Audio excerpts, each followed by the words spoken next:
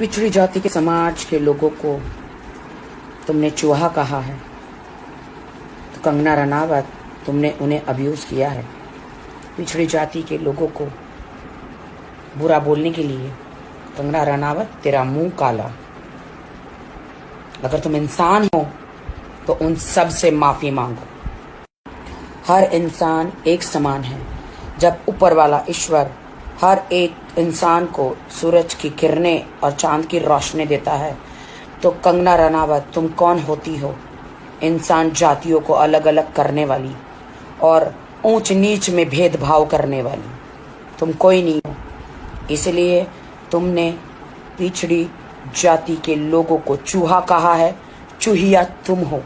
सो चूहे खा के हज को चली कंगना रनावत, तो तुम हो चूहिया, ना कि हमारे लोग हैं। हिंदुस्तान का संविधान पढ़ो। आज तुम आज़ाद हो बिकॉज हमारा संविधान स्ट्रांग है। डॉक्टर बाबा साहेब आम्बेडकर जी ने जो नेक काम किए हैं, जो संविधान को लाए हैं, जो बदला है, वो कोई नहीं कर सकता। जय भीम। पुराने ज़माने में औरतें हस्बैंड के मर जाने के बाद सती की जाती थी, उनके बाल निकाल दिए जाते थे। आज तुम आज़ाद हो क्योंकि हमारे लिए संविधान है। हमारे लेजेंडों ने हमारे लिए बलिदान दिया है और तुम हमारे पिछड़ी जाति के लोगों को, हमारे समाज को तुम अब्यूज़ करती हो। ये मत भूलो कि तुमने झांसी की रानी के ऊपर फिल्म बनाई थी। कौन थी वो? वो भी पिछड़ी जाति की एक महिला थी जिन्होंने युद्ध किया था अपने लोगों के लिए। भूल गई? उसके लिए तुमने काफ़ी अवार्ड बटोरे हैं, तुमने काफ़ी पैसे कमाए हैं। तो अब्यूज़ करना बंद करो, माफ़ी मांगो हमारे लोगों से, हिंदुस्तान से माफ़ी मांगो। तुम्हें मौका देते हैं, माफ़ी मांगो। तुम्हें सिर्फ अधिकार है नेपोटिज्म और सुशांत की न्याय के बारे में आप बात करो। हिंदुस्तान के संविधान के बारे में, हिंदुस्तान के लोगों के बारे में, हिंदुस्तान के लेजेंडों के बारे में जब तुम्हें पता नहीं है तो उसके बारे में बात मत करो तुम, ठीक है? तुम आरक्षण को ख़त्म करना चाहती हो, तुम संविधान को बदलना चाहती हो। तुम जैसे लोगों का मुंह काला हो और हम जैसे लोग ये नहीं होने देंगे। हम देश के साथ हैं। कंगना सावित्रीबाई फुले जी को आप जानती हो कि नहीं, मुझे नहीं पता, बट इस देश में सबसे पहले जो महिलाओं के लिए स्कूल है उन्होंने खोला था। तो आज तुम पढ़ लिख कर इतना चबड़ करती हो, तो तुम्हें उन्हें धन्यवाद देना चाहिए, उनकी आरती उतारनी चाहिए, उनको पूजा करनी चाहिए।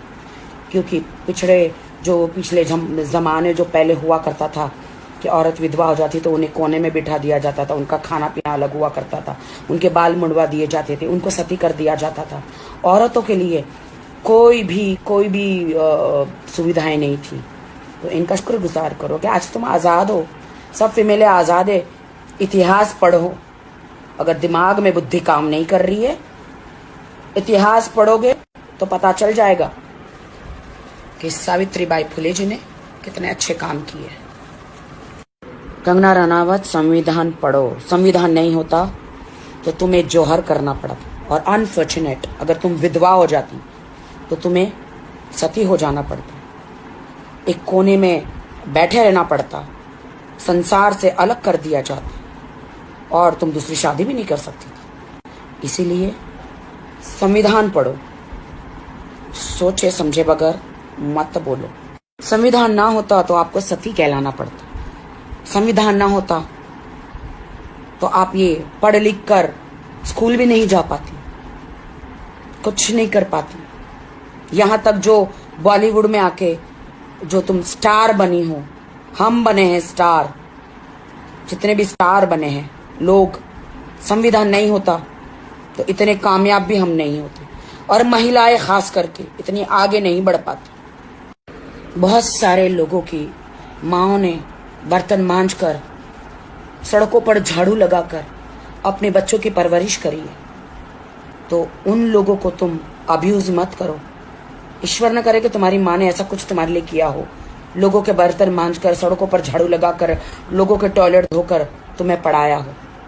अगर तुम्हें अच्छी परवरिश मिली है तो वो संविधान को धन्यवाद कहो, ईश्वर को धन्यवाद कहो।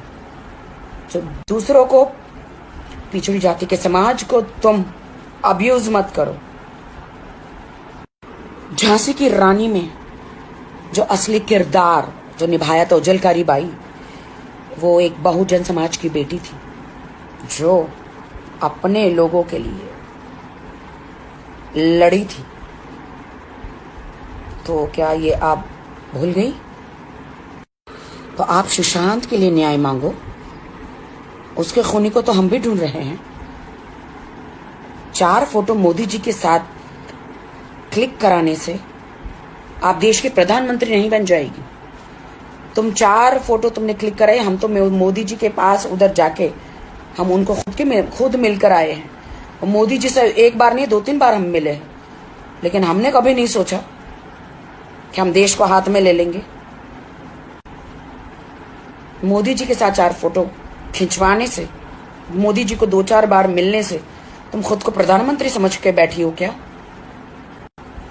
गलतफहमी में जीना बंद करो कंगना रनावत।